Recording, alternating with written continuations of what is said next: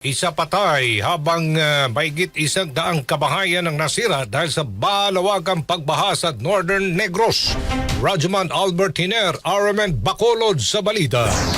Isang senior citizen ang naitalang namatay dahil sa baha sa Northern Negros Occidental Sabado ng gabi. Sa report ng Sagay PNP, ang biktima isang 87 anyos, isang bedridden at residente ng Purok River Hillside, Barangay Pabrika, Sagay City. Ayon sa anak ng biktima, hindi naglabas sa kanilang bahay ang kanyang ina matapos inalod ng rumaragasang tubig baha ang kanilang bahay. Samantala, mahigit 100 kabahayan naman ang nasira sa pagragasa ng tubig baha sa 5 local government units sa Northern Negros Occidental, kung saan 38 sa mga ito ang totally damaged at 150 naman ang partially damaged. Batay sa tanan ng Provincial Social Welfare Development Office o PSWDO at Disaster Risk Reduction Advancement Office, 27 kabahayan ang totally damaged at 7 naman ang partially damaged sa Sagay City. 2 ang totally damaged sa bayan ng Calatrava at 1 sa bayan ng Tubuso at Talisay City, habang may 7 ang totally damaged at 144 ang partially damaged sa Escalante City. Kasama mo sa RMN DYHB Bacolod, Rajuman Albert Hiner, Tatak Remen. RMN Network News.